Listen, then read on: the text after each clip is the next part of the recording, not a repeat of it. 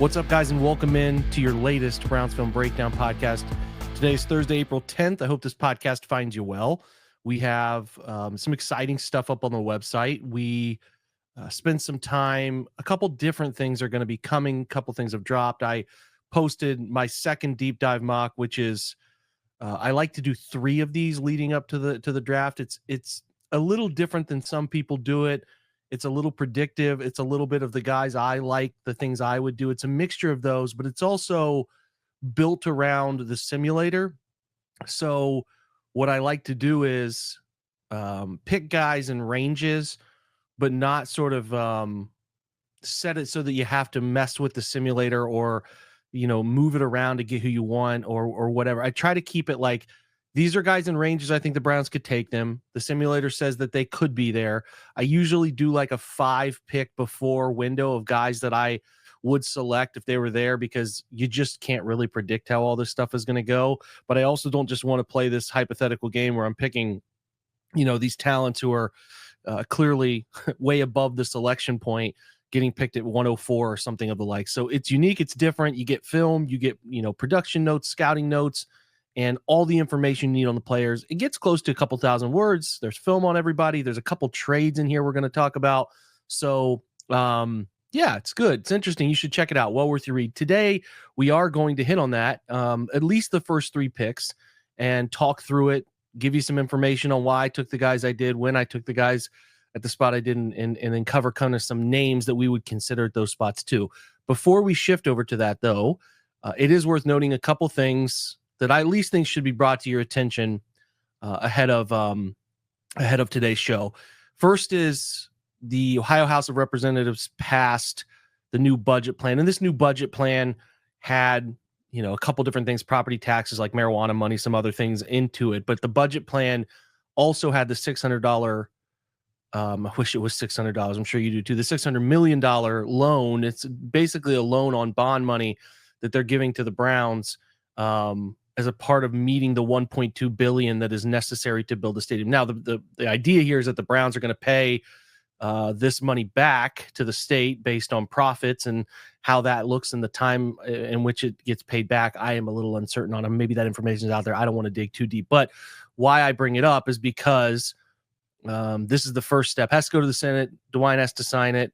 There's a lot of steps here. I think June is the target date for finality on this.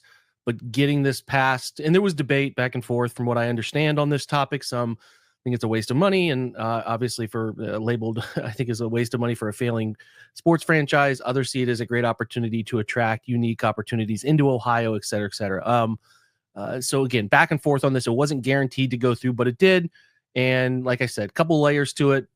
And the Browns are obviously still dealing with the city on the Modell law, and that's going to be in court for a while. But this was a pretty big step in making sure that they could get everything fiscally ready to build, this 175-acre setup. And then obviously there's some stuff that needs to happen from now to June to just solidify things. But it seems like it's all moving in the right direction for the Browns to get state funding. But the intention here is uniquely to pay it back upon profit. So that's the latest on that. I think it's important, at least a minor important thing to know, is the Brook Park stuff still looms. And then another thing that sort of happened today, which is a little under the radar. Louis Riddick talked about his conversations with Deion Sanders at the showcase that Colorado had last week, and then other conversations throughout the past week. And there's now like we would prefer Shedeur not to go to any of the top 3 teams. And can I confirm that is like 100% truth? No, I don't think anyone can other than Louis Riddick. I don't think he'd lie about that. But I know you're going to start seeing the spin cycle stuff happen for guys who think they're falling out of ranges. Well, we didn't want to go there anyway. That's not the spot I think would be best. Whatever. Listen, you want to be the second pick in the draft. There's no doubt about that. That's always an awesome thing to be able to accomplish. And obviously the pay scale tips forward at the top of the draft too. So you want to do it. But if you're going to get out there and publicly spin this as, well, we didn't want that, so that's why he wasn't selected at 2 or 3 or whatever. That's the sort of stuff with what do we have now? Like almost officially 2 weeks until the draft. It's going to start creeping up. So I don't know whether this is true or not. I don't think it really closes the door on Shedeur at 2, but I do feel like that is moving in a pretty different direction, and it feels like we're honing in on the big debate. So it comes down to Abdul Carter, it comes down to Travis Hunter, and it comes down to, do they want to trade back a little bit? That's the debate, and that's what we're going to settle. A reminder, if you are listening to this show on perhaps YouTube with the video side, or you're checking this out in the free email where we send out the first portion of the show, come over and join us, roundsfilmbreakdown.com. And then obviously, if you could leave us a 5-star review, and make sure that you write us up a review too. That helps us get found by new Browns fans. And if you're on YouTube, or maybe you are just listening to this podcast and you don't really check out YouTube, we are going to put some different unique things up, and we are going to go live on YouTube throughout the draft for everybody to check out. We'd like to get to over 10,000 subscribers in the course of the next few months. So if you are not to YouTube or following what we do there, which is going to be some more unique content, please get over and like this video or all the videos that we have to reach the better part of the algorithm. And then if you could as well, we would love you to subscribe to the YouTube channel, which is obviously free of charge. But getting to the website, joining this community is what we're most passionate about. So having said that, let's get over and talk about the first 3 picks in this mock draft at a minimum before we go to break. We'll talk about 3 picks. Let's get into the details. All right, so we are going to hit lead off with our number 2 pick, and I don't think this should be a surprise to many of you. I'm going down the pathway of Travis Hunter. I, like Dane Brugler, do believe he is the best player at 2 positions. The Beast dropped, which, listen, if you have not purchased that, there's like a great sign up with The Athletic to get like $2 a month for your first whatever amount of time. Go check that out. So it's just a great resource of knowledge. You can download it. You can just use it on the web version, and the mobile version is pretty slick this year too. And it's just a great resource. But I kind of give Dane props for a great write-up, and then I echo his belief in that Travis is the best. He's one of the 3 blue chip players. I consider Cam Ward a blue chip guy as the 4th guy because of the positional value, but I believe in 3 blue chip players in this draft. Hunter at the top of it, Abdul Carter behind him, and then Mason Graham is another one I really believe in too. But Hunter's who we go with it too.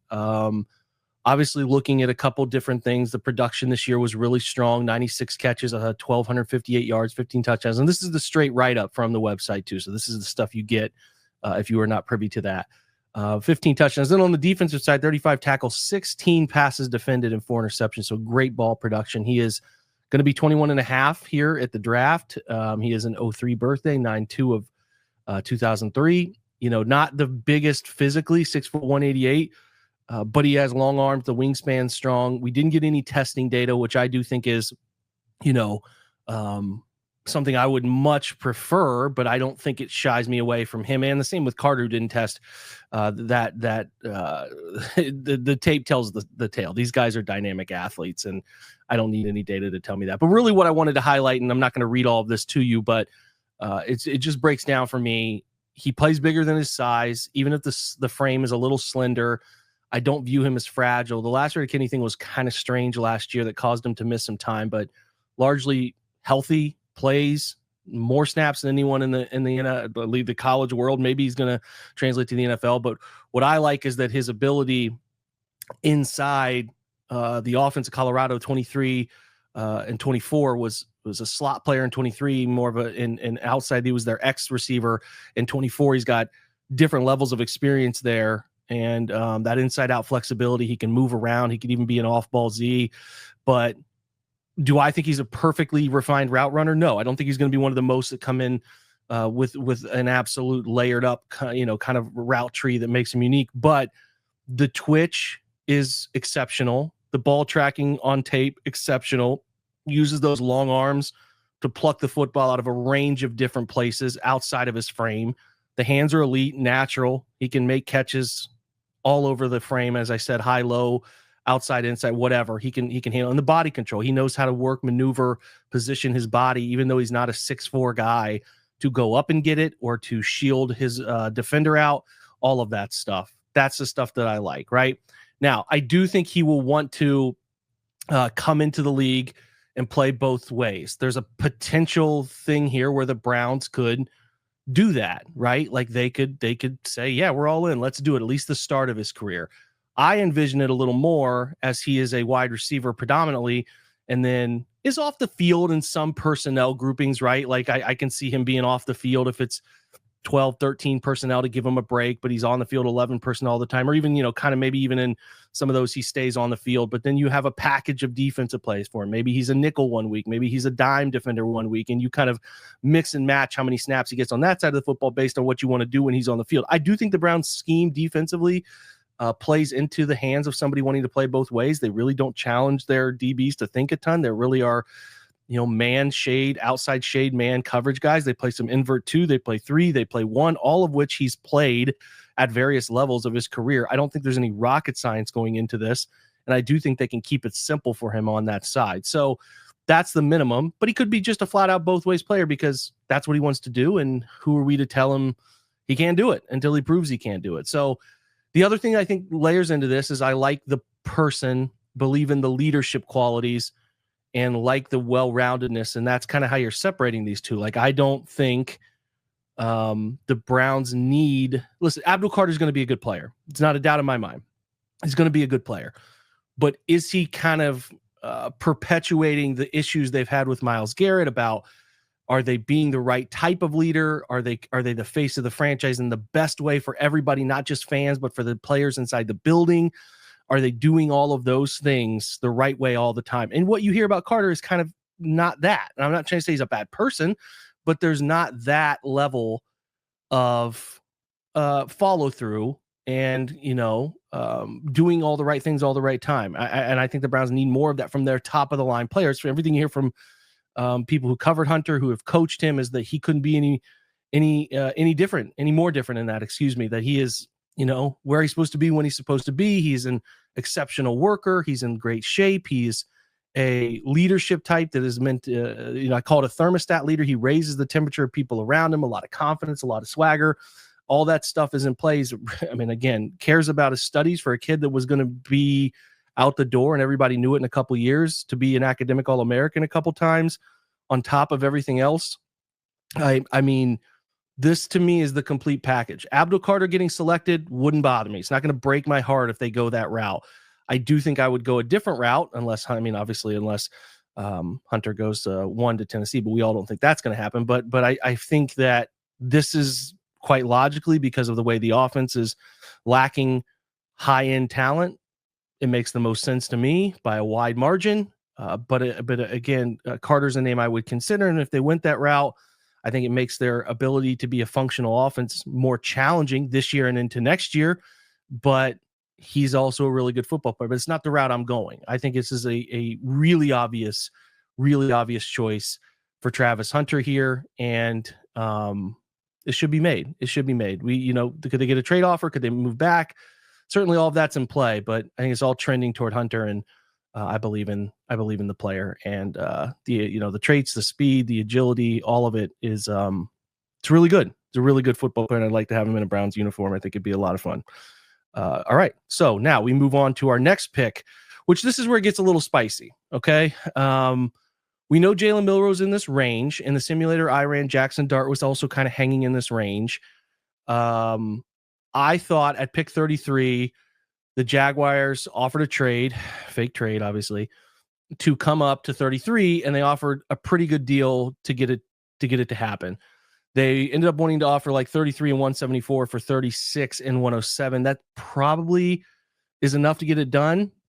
I wanted to push it back and kind of cough up, and Browns have an extra 26 6-rounder, so I wanted to give them 192 and a round 6 and 26. They took that deal, so you get 33, 192 and a round 6 next year going to Jacksonville for 36 and 107. So you pick up an additional pick there in that fourth round range, which I think you can still get a quality player. I was excited about that, and I didn't think the players, the picks immediately behind whoever Jackson was coming up to, which was Luther Burden, and is a good player, could have taken him, but I think the Hunter wide receiver thing kind of makes that a bit overkill. Wanted to add an asset. So we go Jalen Milroe here, who we know is invited to the draft. We know has a chance to go in the first round. Could be a guy the Browns feel like they have to move up to get, but the connections are too obvious at this point. They're just too obvious. And I think the ceiling for a 22-and-a-half-year-old player who has 2 years of college experience, pretty solid production, a few too many turnovers this past year, but I mean, listen, 726 rushing yards, 20 touchdowns, putting together strong pass rush combo stats, and obviously a guy who's willing to play from the pocket. You're looking at his athletics. He's a true 4-4 guy, really strong 20 and 10 yard splits, and he's every bit of, in my opinion, a 6'2". He's going to play at 6'2", 220. A developmental quarterback here. I think the Browns have to be patient with him is kind of how I would label this. And with Rees in place, with where they're going offensively, I do think through some of the things they exposed themselves to in the quarterback run game last year, carrying those in and tying those into what Kevin Stefanski likes to do with his baseline structure, it could be a really fun pairing. And again, this will take patience. It will take Milroe adapting to what the offense is asking of him, being a willing +1 runner in the run game, being willing to come off of front side reads and get to backside reads, being willing to use the legs as a part of the advantage. He's not a natural get out of the pocket and helter-skelter scramble guy. And it's really him learning to adapt and fit his a willingness to use the legs to his advantage and kind of fitting that all in. So I am of the belief that this is one of the highest ceiling quarterback players, because if you develop him to a functional part of your passing game, which it's in there, if you can develop that, you have a player here who can be a very dynamic part of an offense. I mean, in a conference that has Lamar Jackson and Joe Burrow, if he's able to become an adequate passer paired with the running ability, and then thus escapability from inside the pocket where he is relatively comfortable, you have a weapon, and the Browns need a weapon this position. So if you don't believe in Sanders at 2, you're not going to really have a chance, in my opinion. Could the Saints and some of the others pass on him? He visited with the Steelers this week. Yeah, they could. He could be sitting there. We'll see. But at this spot, when I'm gaining an extra pick, 107, I'm in the second round. I just want to see if we can turn him into something that maybe you run the simulation of his career 10 times and it only happens 3. But I would love to be one of those 3 where the game slows down for him and he's moving faster athletically than everyone around him, and he's delivering the football downfield stylistically the way you'd like, reading things out, getting to 1, 2, 3, and then using the legs. I'm interested in it, man. I think there's something here. I think he's a what I would just say is a unique unicorn-like prospect who it would take patience. It would take them probably going to get Cousins in some way, shape, or form, and giving Milroe time to work through what it takes to play at the NFL level and kind of how his mind needs to work snap to snap and all of that. But you can get him out there too. You can use him in the run game. You can use him early as a part of that functional +1 stuff to get yourself some short yardage answers and the like. But this isn't a guy you can't throw. It's a matter of finding the concepts that he can consistently deliver on. And it's a process, but it's a process I want to swing on. If we're not taking a quarterback at 2, this is the guy whose ceiling is pretty high if you can nail it. And I would like to be experimental on it. I think it's a good spot to do it. Obviously, we consider Jackson Dart here. We did not go that route because I feel like chasing Milroe at this spot is a little more enticing for me. We consider Kenneth Grant, who I think is going to be a nice, really nice run first defender, interior D-line wise, and then Landon Jackson, who I think is a very good athlete coming off the edge and would fit the Browns well. But I'm too drawn to Milroe at this spot to not go that route. So we'll go Milroe 36. I like the swing. He even slid back a few spots to get it done and picked up a pick, which we will talk about a little later. So enticing player. And I think, again, if you get him to be functional, and then you as a passer, you pair it with the legs, and you got something here, man. You got a real weapon. So this would be a fun start. Travis Hunter, and then into Jalen Milroe. Now we go to a spot that I think it gets a little divisive. We're going to look at pick 67. There were some options that we considered, but Ozzy Trapilo is where I land here. I would like a younger offensive tackle to see if we can find a solution. Josh Connerly's the guy I really like in the second round. He was gone. Josh Simmons was gone. And at that spot, Donovan Jackson, Ohio State, was gone too. So I didn't really love tackle options at the start of the second round. So what we wanted to do is a guy I've got pinned late second, early third is Trapilo, who is he's got a lot of experience. I think he's a good football player, man. Now he's a little older, but the Browns start to bend on that as they get into the third round. He's 23 and a half. He's going to turn 24 in October, but he can play. He can play, and he can play right now, I think, right now. The question is, you have Jack Conklin, who I think he compares to relatively favorably at right tackle. He does have 10 left tackle starts in his college career. I think he's got better tape at right tackle. He has 10 left tackle snaps, and then a couple of starts at both guards. 7 sacks allowed across 1,258 passing snaps, very few penalties, no penalties last year, first team all ACC, and then an 80.5 passing grade and a high 70s rushing grade, run blocking grade as well. And again, huge guy, 6'8", 315, 22 bench is strong for a guy with arms, 33-inch arms, good wingspan. The broad jump was good there at over 8 feet. The 40 was good at 5'2", good 10-yard split, and then adequate everywhere. I mean, an 8.85 RAS score for a guy 6'8" is everything you want. So I view him as a swing tackle at the minimum to start, and then a guy who could, be on the field playing right away. And that's what we noted. Ideal size, the length for the position, I think, is really good. Fits. I think he protects the high side extremely well for a guy that big, but he also can drop the hips and anchor. He does need to get a little more forward lean in that anchor at times, but I think he does it well enough. The punch and then obviously hand placement and resetting the hands is something that I see on film as a plus part of his game in the pass protection world. I do think, like I said, some of the processing on line stunts and schemes that kind of move some players around can be something he needs to get a little better at. But adequate feet, strong base, good run blocker out in space, as you saw there. Kind of if they move him in zone, he's an adequate guy to play in zone schemes, but he can also block down, as you'll see. Like again, right here, you're working the front side on a pull. You'll see here a couple things in the run game I just gonna kind of hit on in this film that's in front of you. You'll see him at right tackle. Right here is down blocking. Browns are going to be big into gap this year. That's a one-on-one down block that he has to displace. Look at that drive, the hole he opens up. That's something he's put on tape against big bodies and those agile bodies too. Again, at right tackle. So you're looking over here, get out in space, a little pin pull. So the Browns, again, expect him to do as much of that as possible this year, and lateral run stuff.